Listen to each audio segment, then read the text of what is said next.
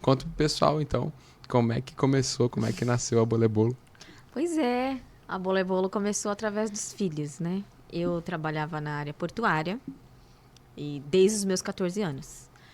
E quando eu me casei, e aí fui morar no Guarujá, enfim. Meu público era meus amigos, a maioria todos de Santos. E aí quando veio o primeiro filho, eu não queria abandoná-lo. Não queria colocar em creche. Era uma opção minha que eu tinha e que eu quis na época. E aí veio o Pietro. E aí fiquei em casa, sem fazer nada. E começava a me dar alguma coisinha. Ai, eu não consigo ficar em casa. Porque eu sempre trabalhei. E aí eu comecei a trabalhar com assessoria. Assessoria de casamento. De casamento. De casamento. Ainda nada relacionado ao universo Não, gastronômico. não. Na verdade, assim, a minha mãe sempre fez bolo. Minha mãe, eu lembro de quando eu era criança, tinha os casamentos do pessoal da igreja. E minha mãe, ela fazia aqueles bolos, assim, do tamanho dessa mesa aqui. Aqueles Nossa. bolos de casamento enorme. Mas eu nunca, por Deus que tá no céu, nunca passou pela minha cabeça em trabalhar com bolos. Em ter uma renda com bolos.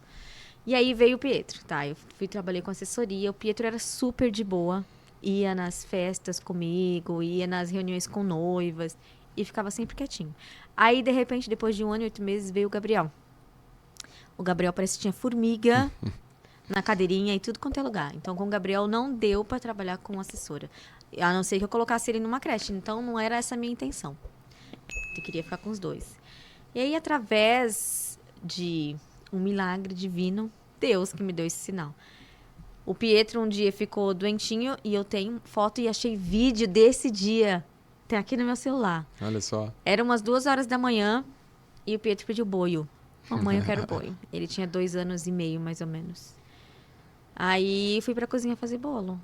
Aí fiz um bolo e postei na época no Facebook. Aí teve umas perguntas. Nossa, você tá fazendo bolo pra vender? Porque a maioria das pessoas sabiam que eu não estava trabalhando fora. Aí eu falei, não tô fazendo bolo pra vender. Aí o Júnior, na mesma semana, eu quero um bolo de laranja. Aí eu fui pedir uma receita pra minha mãe. Minha mãe, na época, morava em Paris. Meus pais moravam Olha só, na que França. legal. E aí, minha mãe me passou essa receita de bolo de laranja, eu fiz o bolo de laranja. Aí, Bolo de laranja. Bolo de laranja. Não era nem assim, confeitado. Não, Tudo. bolo caseiro. A bolo começou com bolo caseiro, era meu foco. Era só bolo caseiro.